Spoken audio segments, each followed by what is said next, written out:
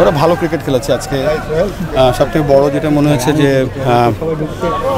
তাদের ক্রিকেটের মধ্যে যে জিনিসগুলো গত দুটো ম্যাচে বা স্পেশালি গত ম্যাচে কনফিডেন্সের যে অভাবটা ছিল, একটা দল হারার পরে যে বাউন্স ব্যাক করতে পারে এত সুন্দরভাবে, তার একটা উদ্দেশ্য প্রমাণ আজকের এই বাংলাদেশ টিম। উইকেটটা নিয়ে অনেক আলোচনা হচ্ছিল, আপনি আসলেন উইকেটের চরিত্র বদলে গেল বলতে গেলে, দুই ওপেনার দারুণ ব্যাটিং করছে, বলতেন আপনার কাছে কি ম্যাজিকটা ছিল? আর ক্রেডিটটা দেবো পুরো গ্রাউন্ডস টিমে যারা কাজ করে, যারা রাত দিন ওদের মধ্যে কাজ করে। আপনারা হয়তো জানেন না কী পরিমাণ পরিশ্রম করে তারা, তাদের জন্য কোনো শুক্রবার ছুটি নেই। তারা সবসময় চেষ্টা করে এই মাঠটাকে যত ভালো করা যায়। অনেক সময় মাটির কারণে হোক বা ওয়েদারের কারণে হোক হয়তো 100% করতে পারে না, বাট তারা অনেক পরিশ্রম করে, তাদেরকে পুরো কৃতজ্ঞ।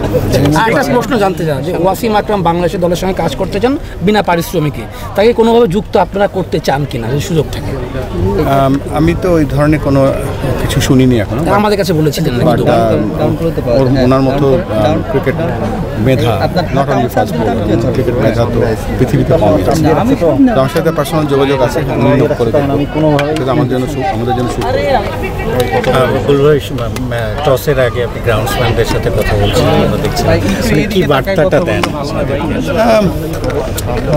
অ্যাকচুয়ালি সামনে আমরা যেতে পারি উইথ পজিটিভস, কনফিডেন্স। তো যখনই যার সাথে কথা বলে চেষ্টা করি আমরা যেন কনফিডেন্টলি সামনের দিকে এগিয়ে যেতে পারি, তাদের নিজের উপর তার সেই বিশ্বাসটা আছে, সেই বিশ্বাসটা যেন তারা করতে পারে। কেননা সকলেই তো অনেক মেধা নিয়ে এখানে কাজ করে, সো এই মেধাটা যারা তারা প্রস্ফুটিত করতে পারে, পজিটিভ কথা বলা যায়।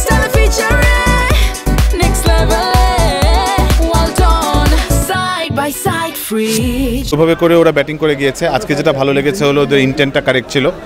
যখন ওরা স্লটে বল পেয়েছে বা ওদের স্ট্রেংথে বল পেয়েছে সেটা চালিয়ে দিয়েছে। ওরা ওই 200-210 রানে টার্গেট করে খেলে নেয়, ওরা অ্যাকর্ডিং টু দ্য মেরিট খেলেছে।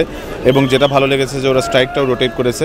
সো ব্যাটিংয়ের পুরো ক্রেডিটটা সাইফ এবং সৌম্যকে দিতে হবে, বিকজ ওরা বেসটা ক্রিয়েট করে দিয়েছে। মিডল অর্ডারটা নিয়ে একটা ঝামেলা ছিল, এটা এই ম্যাচেও কিন্তু থাকলো, ওপেনিংয়ে রান পেয়েছে কিন্তু মিডল অর্ডার এখনও সেটেল না। না দেখেন, এভাবে করে আসলে মিরপুরের উইকেটে যখন আপনি খেলবেন তখন আপনার আসলে প্রথমে নতুন একটা ব্যাটসম্যান যখন আসবে তখন ডিফিকাল্ট হয়ে যায়। সো সাইফ এবং সৌম্য যতই ভালো খেলেছে না কেন, আপনি যখন 30 ওভারে যে হঠাৎ করে ব্যাটিং পাবেন তখন অ্যাডজাস্ট করার টাইমটাও দিতে হবে। নট নেসেসারিলি যে দুইটা ব্যাটসম্যান ভালো খেলেছে বলে তাদেরটাই ক্যারি অন করে আরেকটা ব্যাটসম্যান করতে পারবে। আমি মনে করি যে শান্ত যে 44 করেছে 55 বলে, সেটাও ওই সময় দরকার ছিল।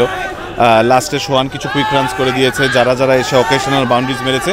সো আমার কাছে মনে হয় যে 297 is almost like a dream in Mirpur. So when you get 297 you can't complain much.